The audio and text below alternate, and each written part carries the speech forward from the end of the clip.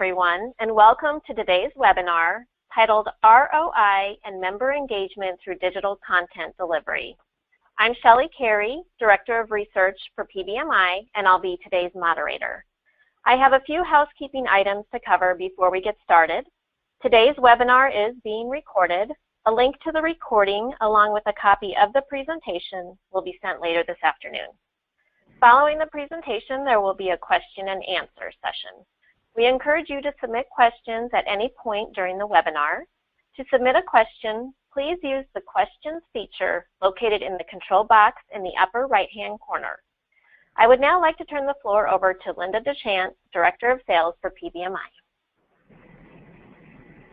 Good morning to everyone located in the West Coast, and good afternoon to all of you in the Central and East Coast. Welcome to today's webinar, sponsored by ABG Communications. Our presenter today is Dan Ablett, President of ABG Communications. Dan has been in the information management, printing, and digital content service profession for 34 years. He has a Bachelor of Science degree in print production management and an MBA. On top of it, he's a great guy. I know we'll all learn something from today's presentation, so let's get started. I'm turning it over to Dan. Hi, everybody. I just want to double check the proper screen's up on the screen, right? Shelley? Can you see it? Good. Everything looks great. Awesome. My name is Dan Ablett, and I am so very pleased to have the honor of conducting this webinar for PBMI and for the distinguished community before us today. We're really proud to be members of PBMI and to be a part of this dynamic industry and business community.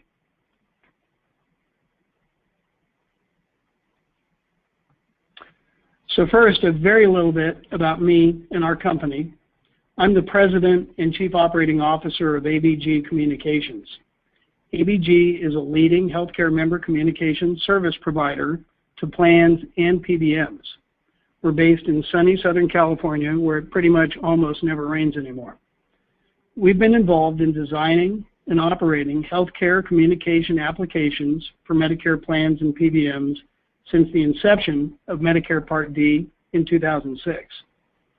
ABG and I have been working in the business of document solutions supporting healthcare plans, partners, and providers for over 30 years. And as you can see from this panel, there's a broad range of communications that are covered.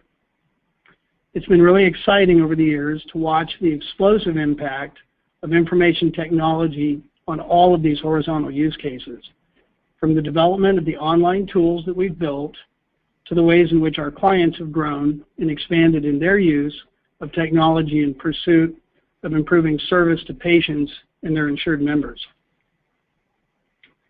Yeah, I'm a boomer. I was born in 1960, so I was almost late to the party, and I'm at the end of the generation cutoff as it's generally defined. I'm not eligible for Medicare yet, but I can speak with authority on a lot of the aspects of the target audience that will be discussed in this presentation. In a lot of ways, they look a lot like me. We've been managing digital content delivery integration at ABG for over 6 years now. From our corner of the universe, we see the use of this tool set specifically for the benefit of Medicare communications per se as being in the early stages of adoption. We believe that we all have an opportunity to take a big step forward in efficiency and return on investment for the plans serving these members and in improving member engagement opportunities. As a member of this community, ABG has prepared this presentation to spread knowledge about the potential of this tactic and to share some best practices learned on how to accomplish this within the operating framework in which we all conduct our businesses. For those of you who can stick with me for 40 minutes or so, we're going to work to give you 10 actionable things we've learned through the years in the School of Hard Knocks in multi-channel communication management. The scope of this presentation is to explore digital post-enrollment member communication content delivery techniques from the perspective of Medicare plans and the PBMs that support them. Together, we'll look at the opportunity afforded by this communication approach, along with requirements to be met and some pitfalls that we want to avoid. By the time we're done, I hope to have delivered the following to you: an overview of the opportunity represented by digital member communications in Medicare, some return on investment case studies with data points to support them, an overview of the key compliance elements of such a program, a best practice framework that lays the foundation for a strategy process, some challenges of which to be aware and approaches to mitigate them, some observations as to the organizational characteristics we see in successful programs. There are two big reasons to take this on. The first is member satisfaction with communications. We will present a case that this demographic category of information consumers has a growing expectation for access to content in digital form. The opportunity to use this tool to improve their satisfaction with this aspect of communications from their insurance plans is simply too big to ignore. The second is saving money on fulfillment costs. It costs a lot of money to execute and fulfill the member documents required in Medicare. The bigger the outcome document, the heavier it is, and the more it costs to make it, ship it, and mail it. This audience is really large, and it's listening. As of 2015, there were over 55 million Americans enrolled in Medicare. It's not new information that Medicare enrollment base is structurally locked in for sustained growth. This trend graph from the Kaiser Family Foundation shows net growth of over 1.6 million beneficiaries per year over the past 5 years. Conventional wisdom, broadly stated, might hold that Medicare member demographic would generally lag behind the general population in terms of the extent and depth of internet usage for information access. We see a deeper story. Yes, the audience size is growing, and the depth of engagement is increasing, and the rate of change in adoption rates is accelerating.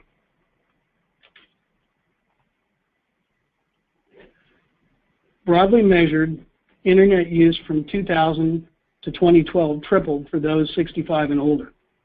Usage doubled for those users from 50 to 64 years of age. The term silver tsunami is out there in popular media, referring to the rise of the median age of the U.S. population as the baby boomer generation ages. This demographic shift carries with it a number of trends in internet usage that are of great interest to us within this context. The environment providing this large and growing potential digital content audience is a big story. The bigger one is that the depth of their internet usage is increasing simultaneously. These concurrent trends work as force multipliers with respect to our target audience's expectations to be able to access their health-related information digitally. An infographic that was developed by the Pew surveys provides an excellent visual for this. It's striking if you look up at the top of the graphic and look at the items that are included in there. The dark blue represents a higher percentage of usage, 90 to 100%. Lighter colors indicate a lower percentage. When you get into the grays, lighter and darker, you're basically dealing with low percentages of usage. So it's striking as you look at that wave across the top of increasingly deeper percentage rates of online usage moving through the generations, and apply it to the notion of the coming level of capability and expectations surrounding digital access to Medicare information by this audience in the future.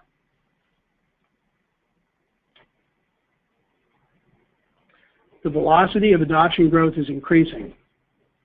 Although it remains true that as a demographic class, seniors do statistically lag all adults with respect to digital technology adoption, the rate of change in this parameter is the impact story.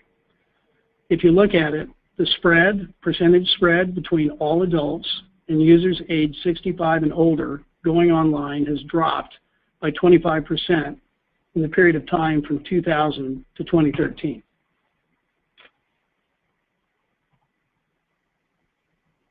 Okay, so think about losing all connectivity for even a single day. No smartphone, laptop, tablet, Wi-Fi, no internet. It's an ugly day for all of us. So we're sticky users. Fast forward ourselves to Medicare eligibility and the same applies. Once this Medicare target audience adopts, the majority use internet access to digital content every day.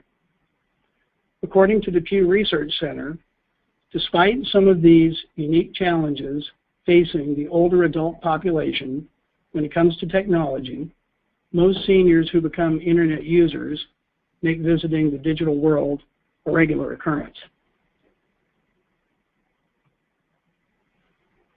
And finally, Google and the research firm Ipsos conducted a study of internet use by boomers and seniors.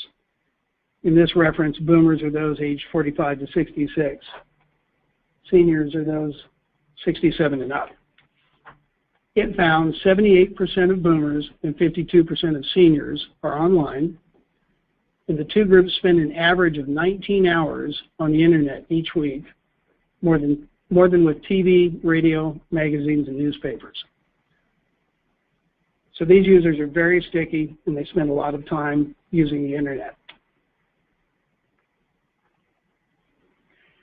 Now let's tackle return on investment. In this portion of our discussion, we're looking at the savings achievable on the purely variable costs associated with document fulfillment. We don't take into account any administrative or system costs of supporting the infrastructure. The most significant basic drivers on fulfillment ROI are, first, the adoption percentage rate of members who opt in, and second, the number of pages of the document that's being fulfilled. Of course, the bigger the document, the larger the variable production, mailing, postage, and shipping expense averted by the electronic delivery. What adoption rate will you see for opt-in? It's a great question. This is a key return on investment driver, and it's heavily dependent upon the population demographics at hand and the use case involved. In healthcare applications blending email and US mail, we see adoptions ranging anywhere from 30% up to 60% for mixed Medicare and commercial insured fulfillment campaign lists. Data points that incrementally isolate pure Medicare campaign list use cases are really difficult to find. We think a conservative and reasonable modeling assumption is somewhere around or a bit below 30%. At almost any adoption percentage, when looking at the fulfillment costs of the communication campaign itself, the return on investment case study is almost a no-brainer through the elimination of postage and shipping expenses and the variable costs associated with the printed mailed piece. We have one Medicare use case under development today that shows a range of saving rates over pure mail that begin at 20%. This is assuming a 30% adoption where Part D EOBs will average 12 pages. Here's a graphic representation of the return on investment expected for a range of adoption percentages. In this model, we assume averages for a 12-page document delivered using first-class mail and pre-sorted for automation discounts. If you associate the 20 to 25% return on investment yield shown here from a 30% adoption assumption to a $1.5 million print mail postage OpEx budget line item, you can see the beneficial impact that this approach has. It's very significant. In another long-running use case that blends email delivery integrated with US mail, involving a mixture of commercial and Medicare lives, the plan saw over 50% reductions in print mail costs over the same volume delivered entirely by US mail. We should note that an enterprise approach to analyzing the return on investment of a digital member communication initiative all in will, of course, need to factor in an appropriate share of the administrative costs associated with standing up and maintaining subsystems like member portals, preference management, and opt-in management. The fact that these types of business information systems are typically required to support other enterprise initiatives and are leveraged against other objectives helps this effect out and almost always results in a clear case of significant hard cost savings in an ongoing manner for the plan. Common sense and a good look at the coming growth in the Internet-empowered Medicare enrollee demographic predicts that digital data presentation will be less nice to have and more must have as time goes on.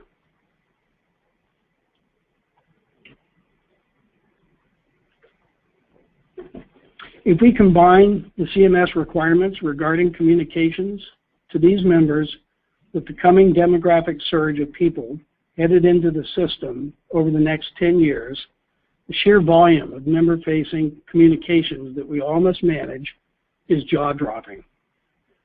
We all have an opportunity to engage this audience digitally in a manner that's more satisfying to them.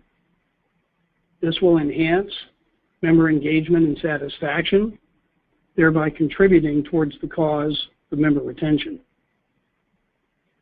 Medicare plans and their supporting PBMs share in the benefits of this evolution through greatly reduced costs of content delivery. Having said that, there's much more to the delivery of Medicare content through digital channels than meets the eye. Each channel carries a burden of required execution, domain expertise, and of compliance and security obligations. From a member engagement perspective, the preceding analysis infers that there is also potentially a price to be paid in member satisfaction if we don't take action to deliver content through channels that align with audience usage patterns to the extent that regulations allow, making it as simple as possible for the end customer. So we all need to get this right. CMS assessed over $9 million in civil monetary penalties on plans that were audited in 2015. The impact of these varied anywhere from $30,000 to over $3 million per CMP. The mean average fine was $761,000. This represented a 225% increase from the average amount of fines imposed on plans receiving a CMP in the 2014 audits. As CMS anticipates extending its use of CMPs into additional areas of non-compliance, there's every reason to make sure that we all have done our homework and we're carefully managing our processes. As a recap, multi-channel member Medicare communication carries with it significant rewards and challenges. Both have to be responsibly assessed and managed. But on the flip side, this target audience has an expectation for access to their information in digital formats, and we need to serve our customers. So against that backdrop, we're now going to step through what we see as the key structures that support a best practice digital communication execution strategy. The key pieces are compliance, the delivery platform, and content. Any strategy in this application has to have compliance built in pretty much from the ground floor. Here there are three major topics that we need to address. There's HIPAA, there's CMS Medicare Marketing Guidance, it's published by the Centers for Medicare and Medicaid Services, and there are some key interactions with the Americans with Disabilities Act that we're going to discuss. So let's step through these one at a time. The HIPAA privacy rule, of course, requires us to protect the privacy of all member health information. The basic deliverable here is that we're not going to expose this information or content to the internet in an unprotected manner. We're also required to maintain a 10-year archive of these communications. The mechanisms supporting this come into play when we discuss delivery platforms a bit later in the presentation. CMS requires us to adhere to CMS Medicare marketing guidelines. This is where CMS unlocks the door to us for digital content delivery. The Centers for Medicare and Medicaid Services Medicare marketing guidelines currently state they provide plans and sponsors with the ability to use digital delivery methods for content. Specifically, it says, plans and Part D sponsors may provide materials using different media types, example, electronic or portable media like email, CD, or DVD. The CMS Medicare marketing guidelines also require us to comply with Section 508 of the Rehabilitation Act, where documents are required to be accessible to those with disabilities. There are two domains that are applicable within this. We're required to make both our websites and our content accessible to those with disabilities. The discussion of website compliance is outside of the scope of this presentation, but we will address document accessibility once we get to the content portion of the presentation.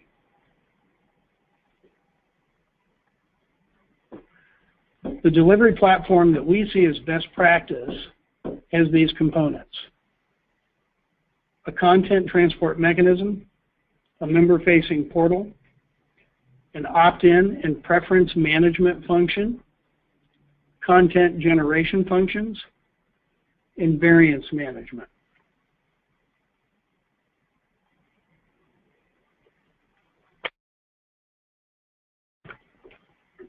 This is an overview of this framework.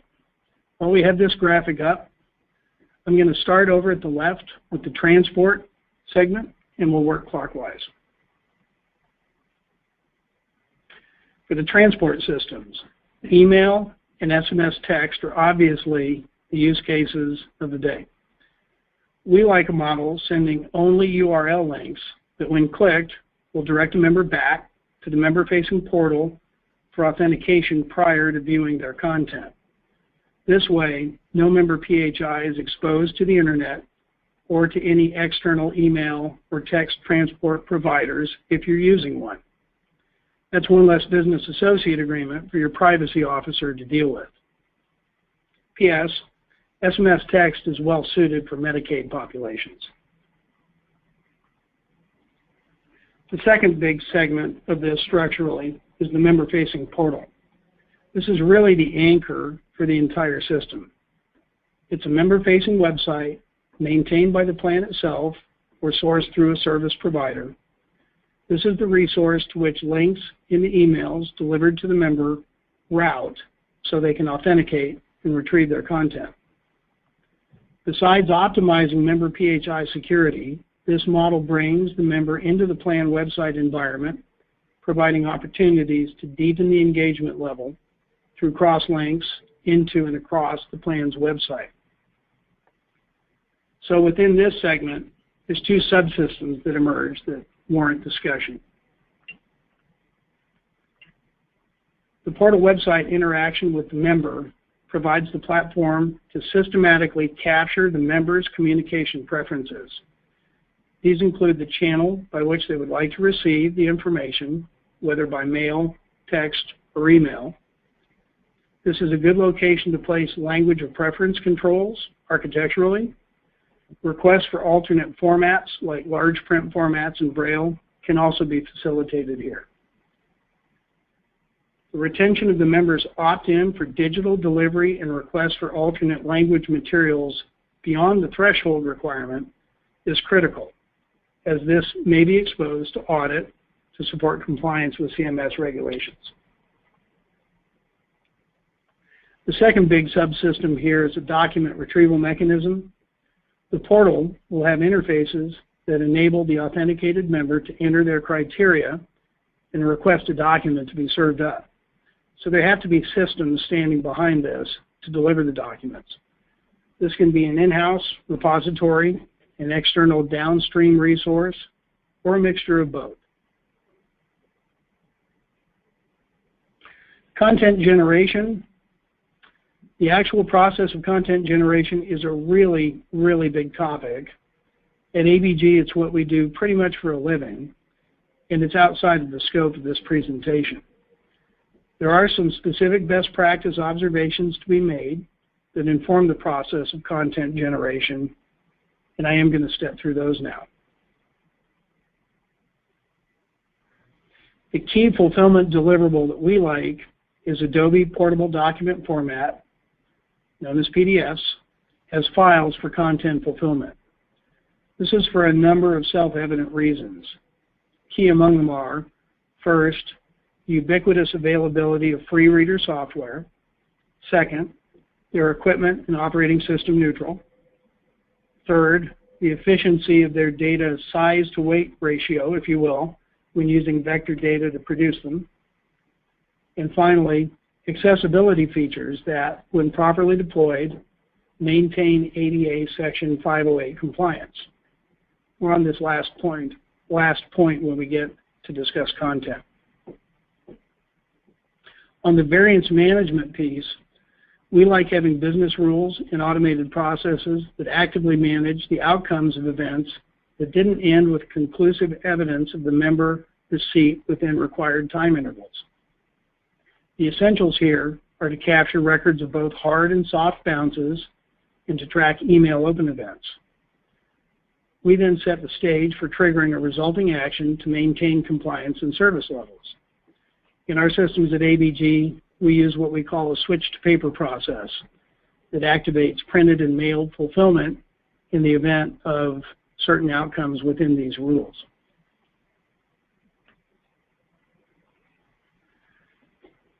Section 508 of the Rehabilitation Act impacts this effort in a few key ways. Documents must be accessible. The best practice features for accessibility include audio, read out loud capability, large print formats, Braille, telephone call support lines, and other methods.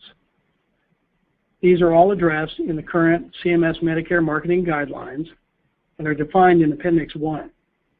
It says, alternate formats are used to convey information to individuals with visual, speech, physical, hearing, and intellectual disabilities, example, Braille, large print, and audio.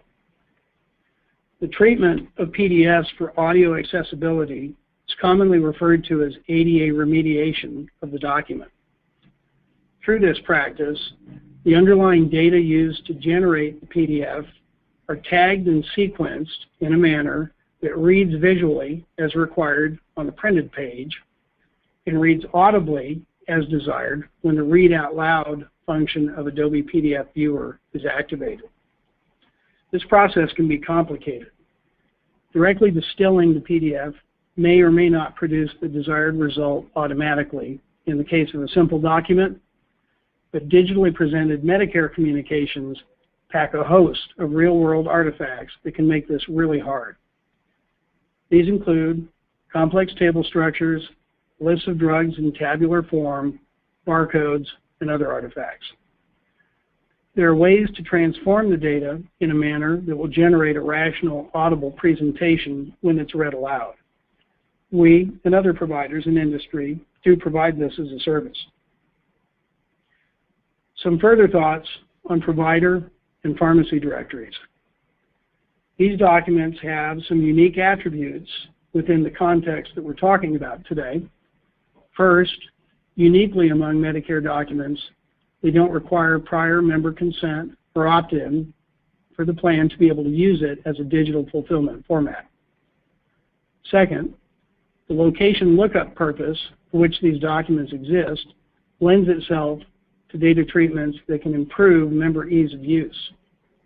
We like using software transformations that perform radial lookups of pharmacy and provider address locations to digitally render PDF output files that can be fulfilled on the member portal. This technique reduces the full directories, which may be hundreds of pages, down to just the few that really matter to the member based on their mailing address. Third, we have software treatments that can select the provider or pharmacy location based on optimum real drive time, as opposed to minimum linear distance between two latitude and longitude center points. Because of all of these factors, there's a case that can be made to use these documents as a starter use case for digital content delivery if it's a new thing that you're doing. Because the actual printed products are quite often large and heavy and expensive to make and ship, there's an attractive ROI argument for digital delivery on these documents. Members, of course, will likely embrace the idea of smarter digital content here as opposed to receiving a big slab of paper.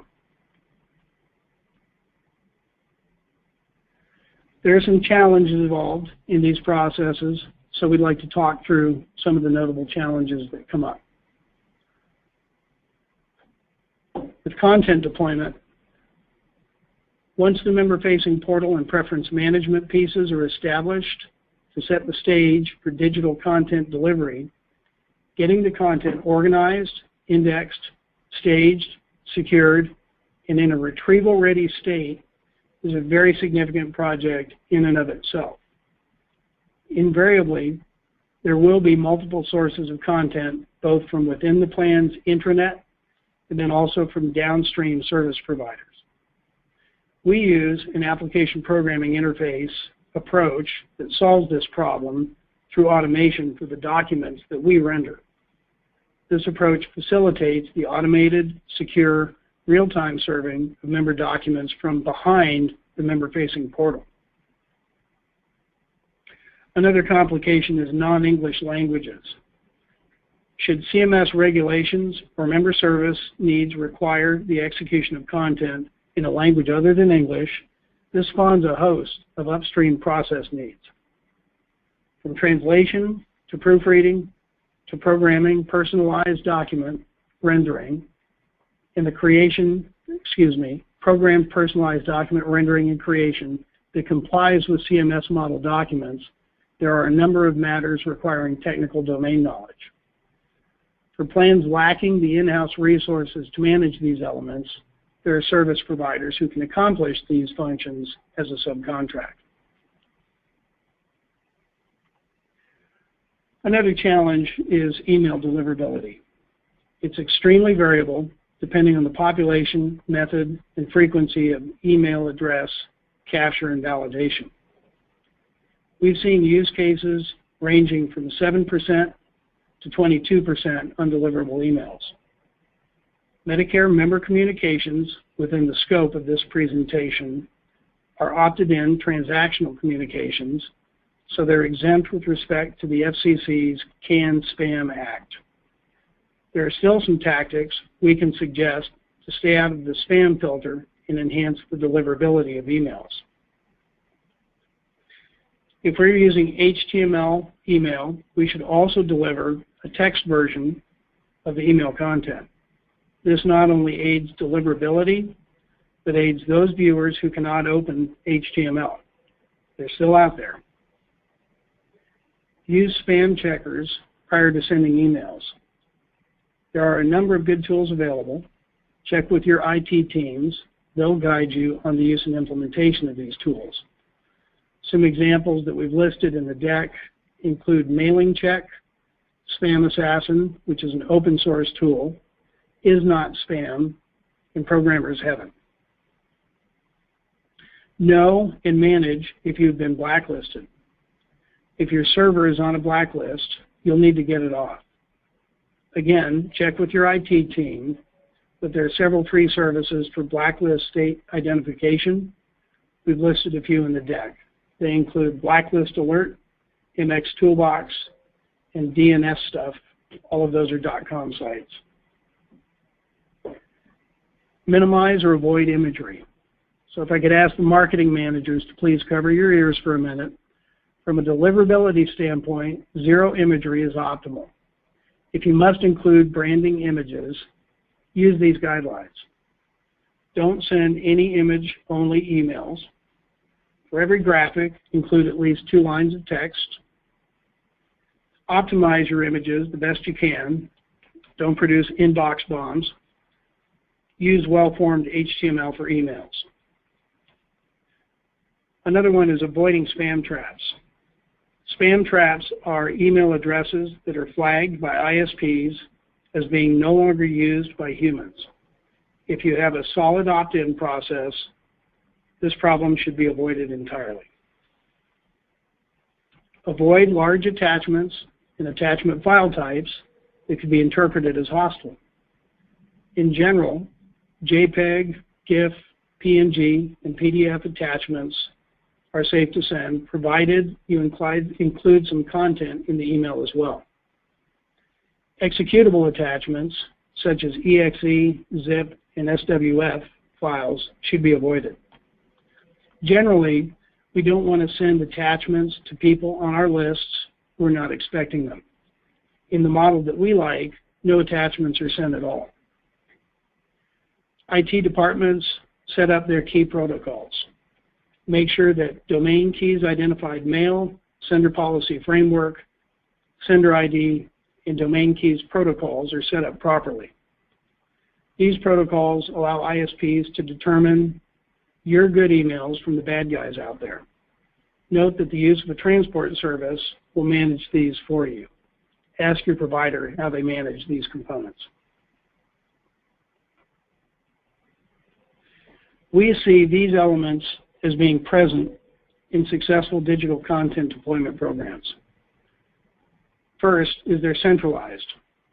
There are too many moving parts to a strategy of this type to be a distributed business function.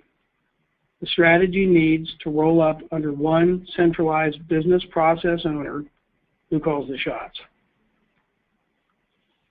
Second, they have interdisciplinary support teams. Successful teams have a central core business management team and are supported by continual inputs from pharmacy and clinical, IT, legal, compliance, and government program services subject matter experts. Next, they have top-down support. Leadership embraces the vision of digital communication engagement. Next, they use partners for specific roles. For roles that are too capital intensive or that require esoteric domain knowledge outside of the plan's expertise, they locate and integrate partners with appropriate experience and fold them into the execution team. They have mechanisms that facilitate continuous adjustment. They meet and communicate regularly. Finally, they evolve with their businesses. Settle in for the long term. This is an endurance event, not a sprint. It's a process, not a project. Successful deployment teams continually evolve with the changing needs of their members and adapt as regulatory requirements, technologies, and methods all evolve accordingly.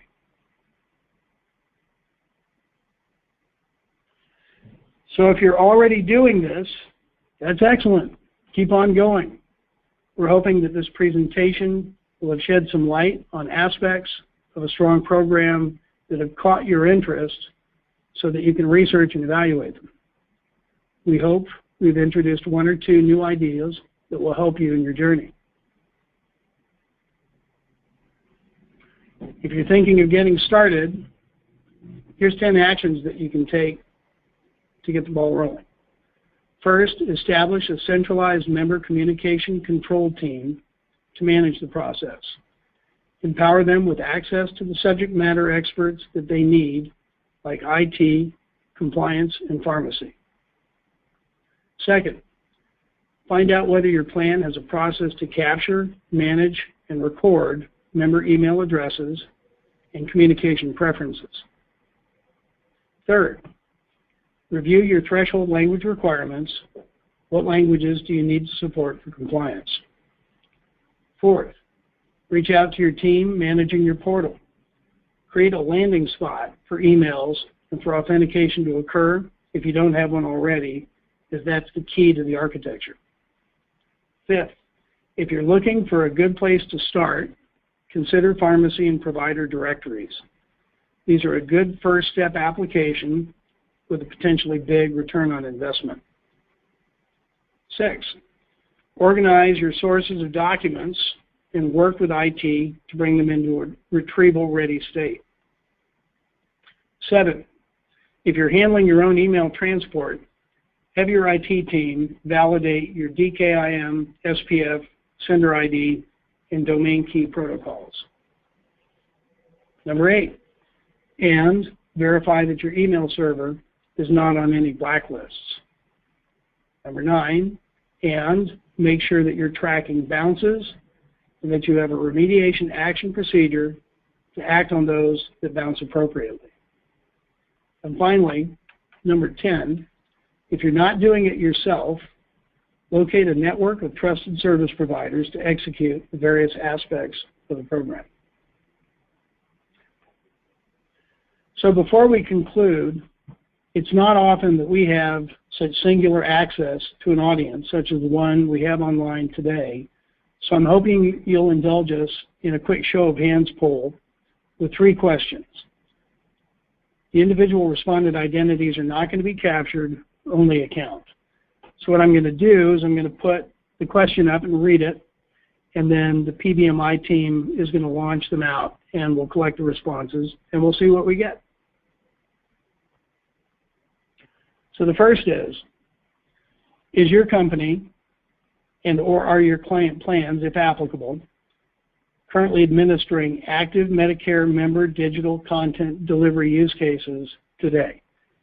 And in those use cases, of course, we're going to think EOBs, transition of care letters, EPLs, annual notice of changes, and those sorts of things. So that's our first question.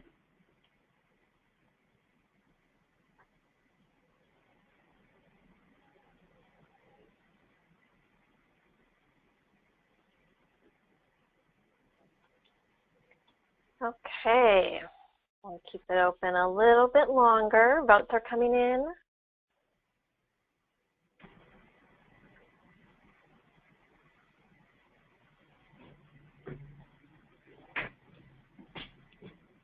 Probably about 5 more seconds to get your vote in before we close the poll.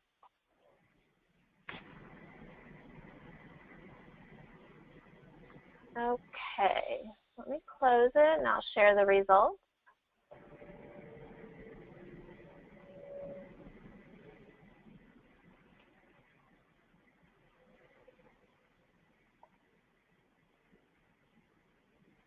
Dan, do you see the results? Oh yeah, so there we go. Okay. So our election season unofficial survey results, 68 out of our total attendee base.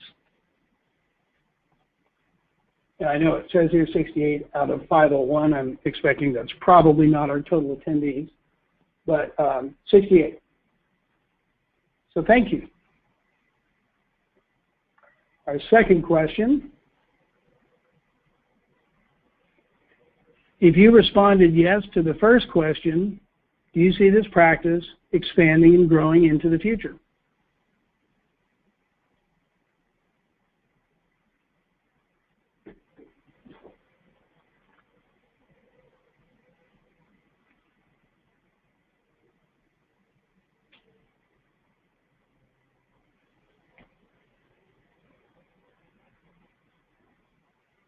Okay, a few more seconds and then we'll shut this one down.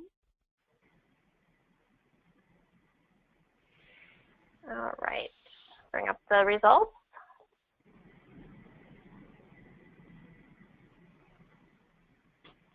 This looks like it's pretty much the same as the last, so I'm going to interpret that as everybody that's doing it sees it growing. So the number looks pretty much identical to the previous. Thank you. And then finally, oops, our last one is, if you responded no to the first question, do you and or your client plans have an interest in pursuing such a practice into the future?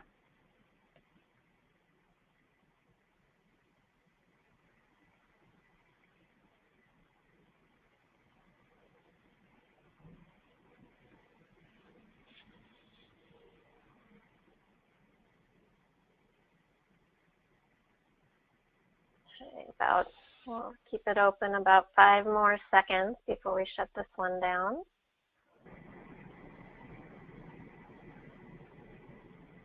All right. Here are the results for that one.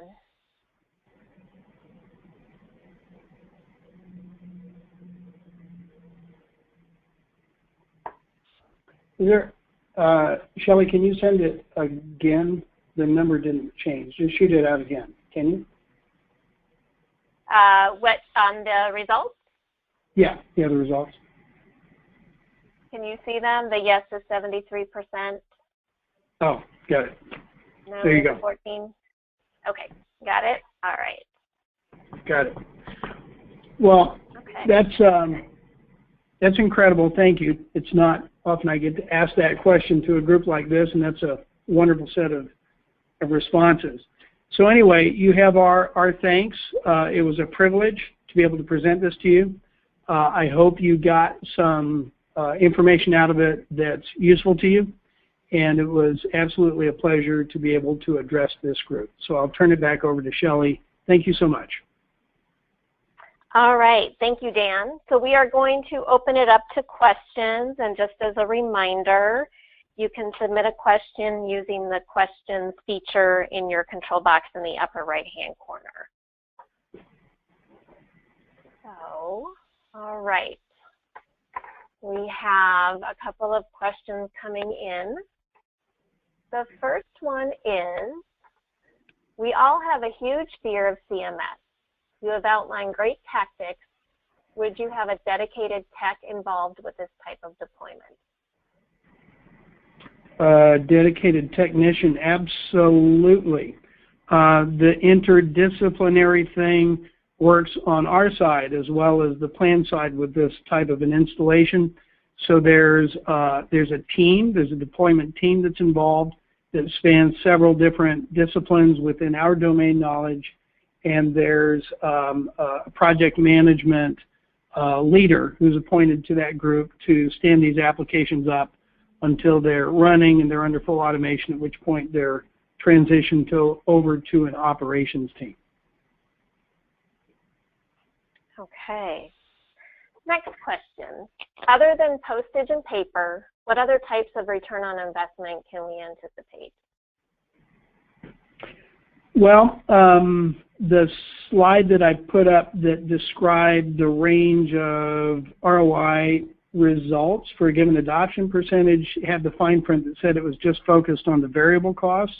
It's harder to get a handle on the administrative costs, but as an example of a place that, of course, because we don't have visibility to those from the plan side, but as an example of some place where I could see benefits coming out beyond just pure variable costs, this infers the need to do preference capture and management. That mechanism has to exist at the front end of the system. So in doing that, what would happen from that is if it's put together well, it would avoid potential fine action and that sort of thing that might come from an incorrect capture of an opt-in event or something like that. So I can see a lot of cost avoidance coming out of a solid system that's been set up to maintain compliance and thereby avoiding the costs that come along with a lack of compliance, if that makes sense. Okay. Next question. What are the roles and responsibilities between you and your clients? What are the actual services you provide? Well, the services, yeah, no, it's good. The services we provide are focused on the execution piece. So we're looking to our clients to, of course, govern the specification of the content above and beyond anything that comes directly from CMS. But like what's going to be in the email, that's really the turf of the plan. But what we do is provide the execution expertise to get it out there, deliver it securely, and make sure that it works and make sure that it's accurate according to spec. So the plan owns the message and we own the delivery of the message, I guess, is the simplest way to look at that.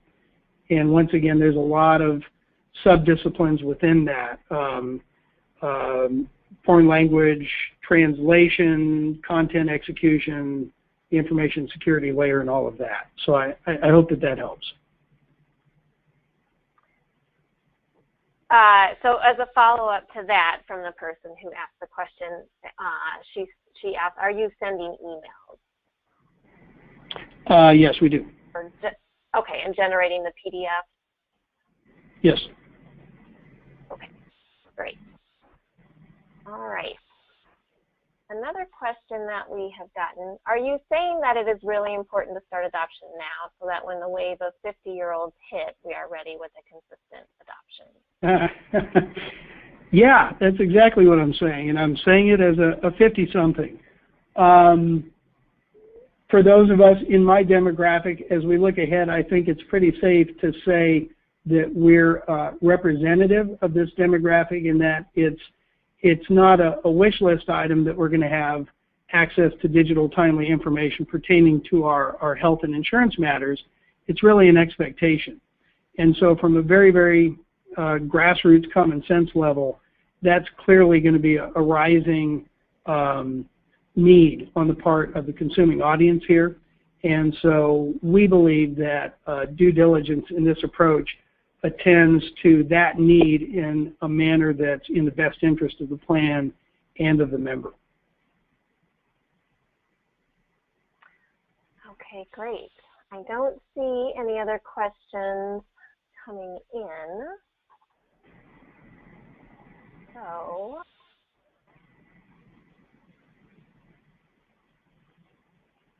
I'm just going to, all right. So I do want to thank you, Dan, for speaking today. It was very informational, and also for everyone who attended. We appreciate everyone taking time out of their day to join us, and we hope that you found the webinar informative as well. So as a reminder, a copy of today's presentation along with the link to the recording will be sent later this afternoon.